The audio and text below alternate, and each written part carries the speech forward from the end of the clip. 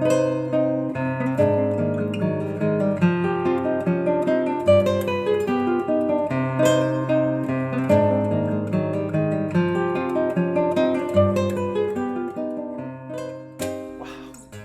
a banger. My thing was all bangers all the time. Yeah, all bangers all the time. But seriously, Nicholas Britell's theme song to Succession is one of the best I've heard. For today's tutorial, I've broken the song up into several shorter sections, and for each section, I'll play it full speed once through. Then I'll offer some thoughts or advice on how to play that section, and finally, I'll play it again, but this time at half speed, so you can really see how I do it. And the whole time, you'll have the music, both in guitar tab and in standard musical notation, on screen. And one last thing I'll say before we get into it is that in terms of difficulty level, this piece is intermediate to maybe upper intermediate. But don't let that deter you, because if you're finding it hard to play at full speed, which is around 140 beats a minute, the good news is that it still sounds great if you slow it down a bit in your playing. So let's get right into it.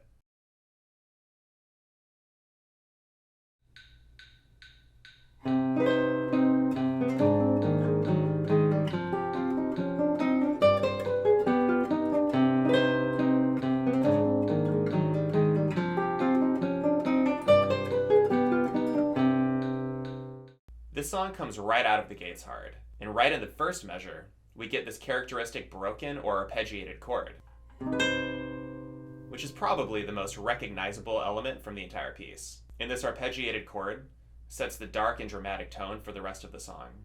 So it's important you get it right.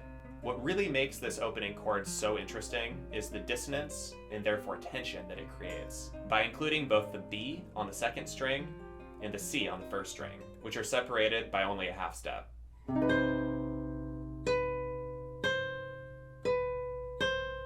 So when you're practicing this broken chord,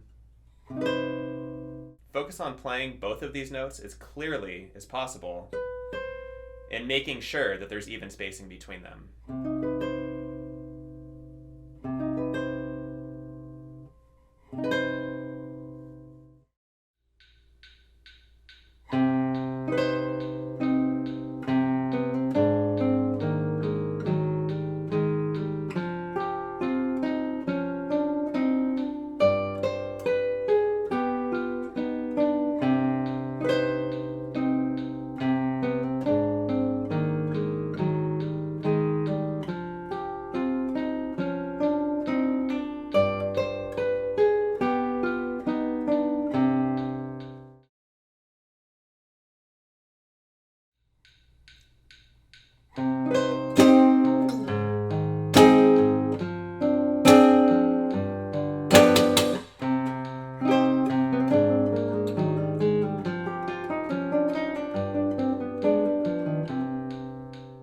In this section, the tension builds, and it's my favorite part of the song because of the percussive element it provides by slapping the bottom couple of strings with the thumb.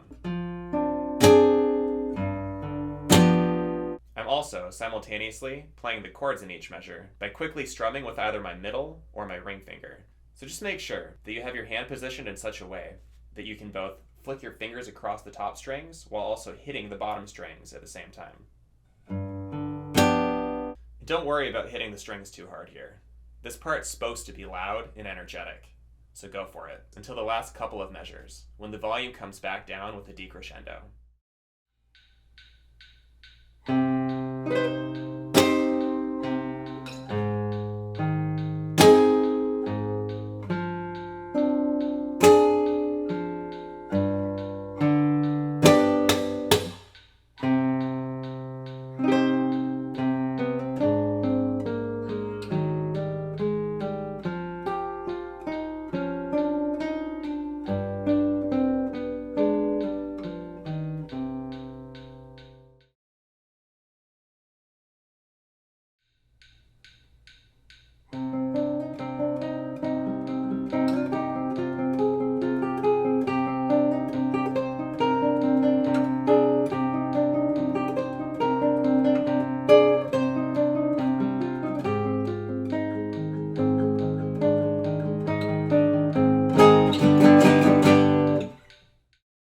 Here in this section, we bring the energy down quite a bit, and we let it gradually and subtly build. So, it's important that you start out here really quietly, or piano, so that you have enough room to let it build in volume. Another important thing to keep in mind here throughout this section is that even though you're playing a lot more quietly than in the first part of the song, you still need to bring out the melody. And all this means is that you make sure to play those melody notes a little bit louder than the rest. And finally, in the last couple of measures of this section, the tension begins to build again, culminating in a couple of really powerfully strummed chords.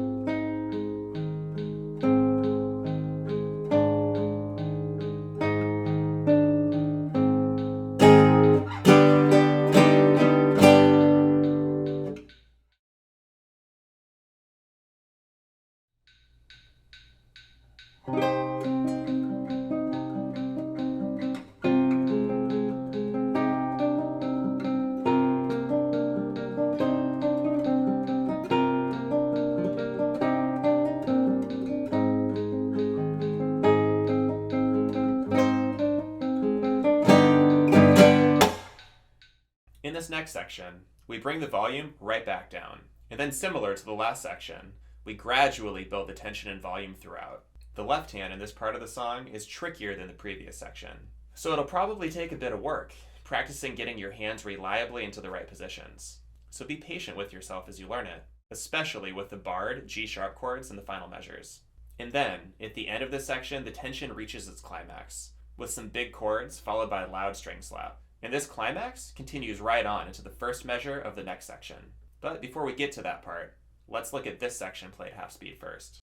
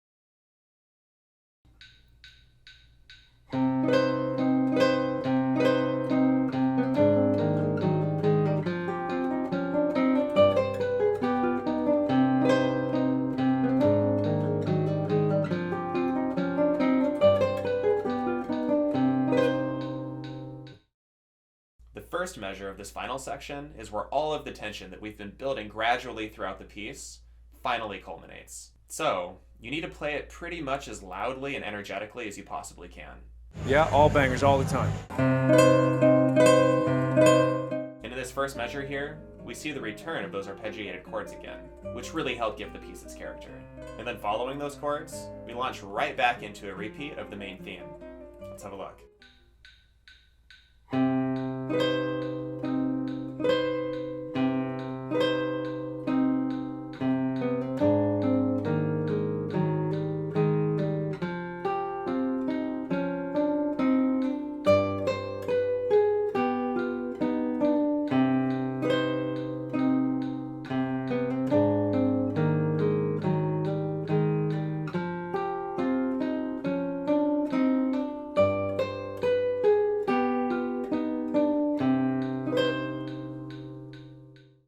I just can't stop playing this song. And while it wasn't exactly easy to arrange from Britell's original score, I hope that I've done it justice on guitar.